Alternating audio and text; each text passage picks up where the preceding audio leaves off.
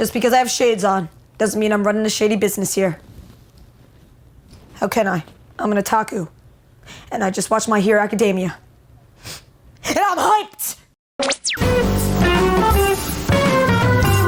Hello, my friends, and welcome back to All Ages Geek TV, Ag TV, Agonizing TV, whatever you guys want to call it. And if you are here, then that must mean that you just watched the official reaction to My Hero Academia episode number 7, which was all-time one of my favorite episodes. So if you guys want to check out the reaction, be sure to click it in the description down below or on the pinned comment where you guys can find it and watch the reaction to it. And also, if you want more My Hero Academia episodes per week with reactions, also reviews, be sure to support us on Patreon, which is also in the description down below. You will also be getting early access every single Sunday for My Hero Academia, so you don't have to wait until Tuesday to get it. Same thing with Ruby, you will get early access on Saturdays, so you won't have to wait all the way till Thursdays in order to get that access. But also for all of our series that will be coming up, you will be able to get early access as well, all on our Patreon. And we also do live reactions to ecchi such as Food Wars and other fun, like more adult type of anime live with you guys right on Patreon, so be sure to check that out as well. And also doing those reactions, they aren't films, but they are live reactions where we all talk to each other on voice chat. That's really what I want to start doing, especially for patrons. So if you want to check that out, it's all in the link in the description down below, and it also helps us fund this channel and help us fund this dream and make it possible. But anyway, guys, let's get into the review. To start on this, okay, automatically you think that Deku was gonna like come up with something that would outwit Bakugo, but it didn't happen until the end, you know? It didn't actually happen until the end of the episode where Bakugo was completely and utterly shooken. That face was a shook face. He was completely and utterly shook. Just look at that face. Like Deku, dead on the ground, halfway dead, broken bones. What happens? Bakugo's just like... So the thing is here is what I liked about it is it showed that backstory. And as you know darn well how it started, it opened with backstory and how Deku is telling the story.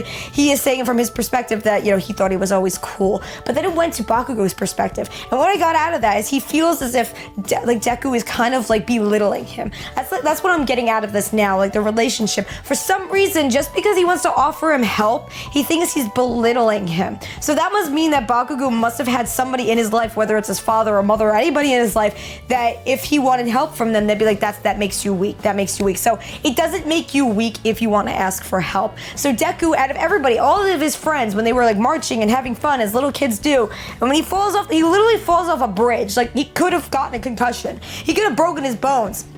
Those kids are just like, nah, he doesn't need help. He's awesome. He doesn't need anything. He's cool. He doesn't need help. And then what happens? Deku comes running for him.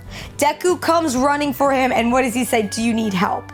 And Bakugo, I feel as if he's not used to that. He's really not used to people saying and being kind to him, saying like, do you need this help? Do you need this assistance?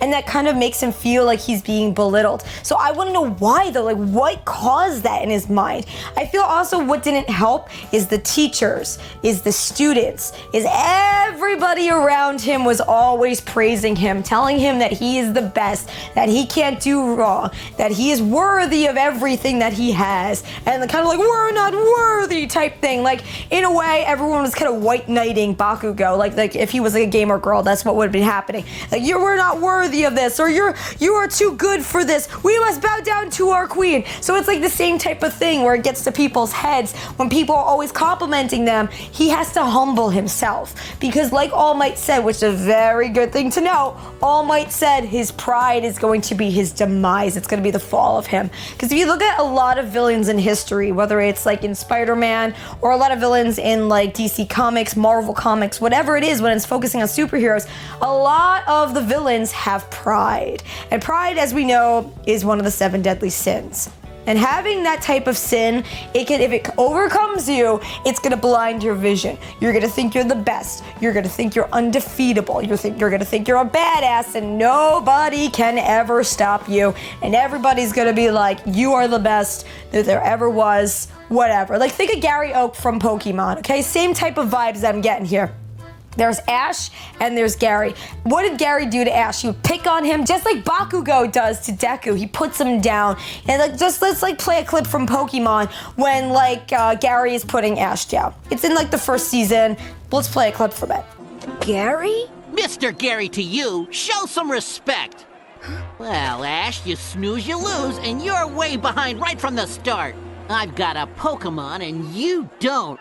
So as you saw there, basically, Gary, kind of belittles and berates Ash. Kind of saying to him, oh, you'll be nothing, I'm Gary Oak, I got my own harem, I got literally, I'm a 10-year-old and I have, these, Teslas and everything, and everyone's cheering for me. And what happened? It went to his head. And throughout the series, I don't know if you guys are caught up to Pokemon or not, and I don't want to spoil anybody, but throughout the series, Gary ends up humbling himself. So that's what I want to see with Bakugo. I want to see how his pride does affect him and inflict his powers and the people around him and his teamwork, because you saw he wasn't working with him. He wasn't working with Kenya. He wasn't working with him at all. He was worried about himself and his true goal. And that's what, it's no tactics. If you don't have any tactics, you can't, you cannot just, you cannot just rely on pure brute strength alone.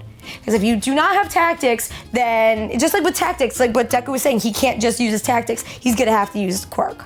So, but the thing is, he uses quirk for his tactics. So, in a way, he used his brute strength, but then used tactics. So he did tactics over strength, which I did like in that sense. But Bakugo, he knows his stuff, you know? We always thought, even with me, I was thinking, he was somebody who just relied on brute strength. No, he used that smoke as a smoke screen so he wouldn't be able to see. Then he fired at his spine, which probably burnt the heck out of him and probably destroyed him. Imagine getting burnt by that. Thank God they have that nurse. She is such a bean. I love her. I want a toy of her. I want to hug it. But it still doesn't matter. You're starting to see how strong Bakugo is. And I also think, because you saw how Deku's arm was kind of burnt and everything, he broke his arm from his own quirk, but then his arm, I think, was burnt because of Bakugo's powers. Bakugo started seeing, in that moment when he was shocked, how strong Deku actually is, but also he started to see how, his powers do affect people.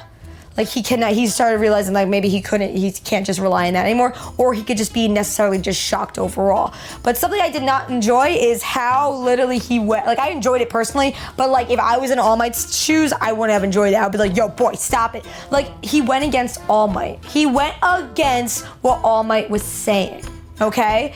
And that's something that a lot of villains would do. If you saw how villains are brought up, Villains are brought up to where they go against their mentors, they go against their higher ups, they go against these people, and it really does affect their lives, and they become such a pride hungry type of people.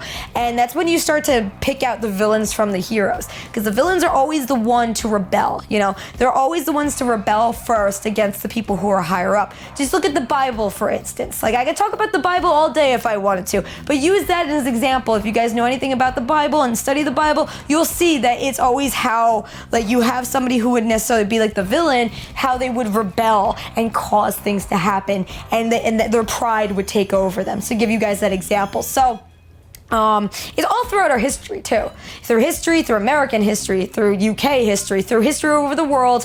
It's everywhere. In every story that you read, whether it's fiction, non-fiction, no matter what it is, if you read it, you're gonna have that person whose pride gets the best of them. And we all get like that sometimes. I can even admit that I am a very confident person, and back in 2015, I let my pride take over me. Even back in 2018, my pride was starting to slip back into me, and I stopped it. I stopped it in time, and I humbled myself to where I am today. So it's a lesson that a lot of people with confidence have to learn. And I gotta get a feeling that I have to learn people's birthdays, because if Bakugo is an Aries, this makes sense. So to talk about the weaponry, okay, his weapons, they look like they're turtle shells, which is really cool, but they also look like grenade launchers too. I like that as well, because it kind of fits his character. Also, how it builds up his sweat, while that may be gross, it comes to his advantage. So it's making his hands sweat and everything, and it's psh. He almost killed Deku, but he was saying that he doesn't want to kill him. So I just want to know, what is the problem here? Why does he feel as if it's weak to have somebody say, do you need help?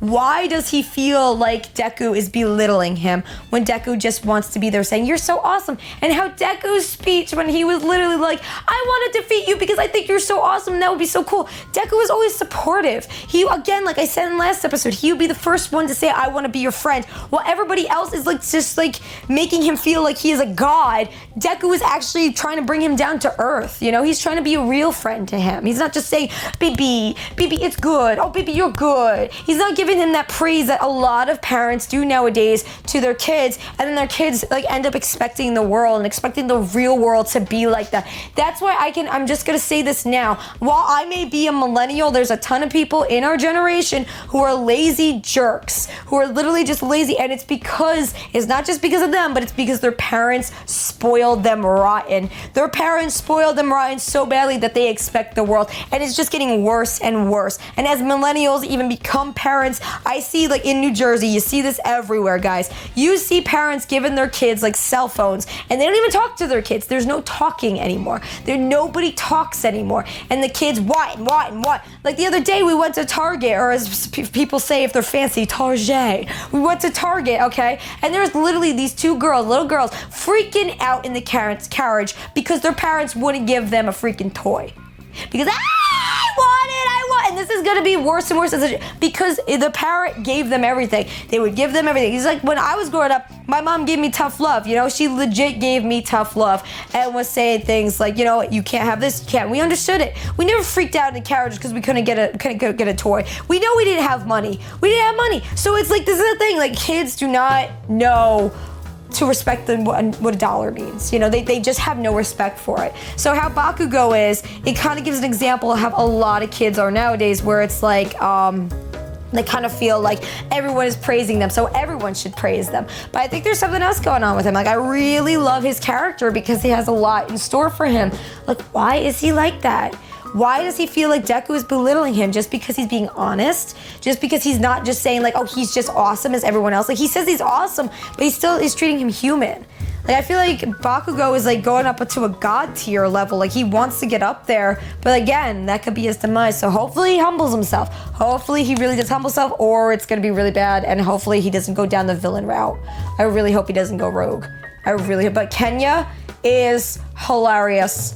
That speech, when he gave that speech, when he's giving a speech, when he's being a villain, that boy makes me happy. He is a good boy. I want to boop him on the nose. I'm going to tell him everything's okay and just give him some books and just take him to Starbucks or something. Because he is amazing. I love him. I didn't think I was actually going to like him as much as I do. I thought he was going to be another one of the bullies, but no, was I wrong? I absolutely love his character now because he is just a nerd. Oh my god. But also fanboy tactics. I love that. I love when All Might said fanboy tactics because it's so true. I mean, like, look at how geek culture is. When you are a fan of geek culture or anything, it could really help you in your careers. It can seriously help you, like when you're watching anime, when you're like watching Spider-Man, when you grow up with Spider-Man comics or anything like that, it can help you in your careers because there's so many great lessons out there for you guys when it comes to geek culture. But anyway, guys, again, to give reminders, if you want to see the reaction to this, you can go right on the All Ages Geek Hub, which is allagesgeek.com, and I will give you guys a link. It's all in the description and also on the pinned comment. And if you want more of My Hero Academia episodes per week, be sure to support us on Patreon, where you guys can get early access and a lot of other fun, cool things. We watch a lot of like ecchi live with each other. We're gonna watch a lot of other movies too as well. Voice chat will be on for everybody. And another thing is more early access for all shows. And we're working on a lot of fun things for Patreon as well. So if you want to support and fund the squad, and if you want to support this channel in all, just be sure to check us out on Patreon to get early access to everything. But anyway, my friends, I hope you enjoyed this episode. I just love talking about this. As you know, lore, characters, discussion, and stories are everything that I live for and breathe and bleed. It's in my veins. But anyway, friends, you stay safe out there. You stay weird, you stay wonderful, you stay awesome, my friends. And until the next video, embrace your fangirl and your fanboy every single day. Bye, guys.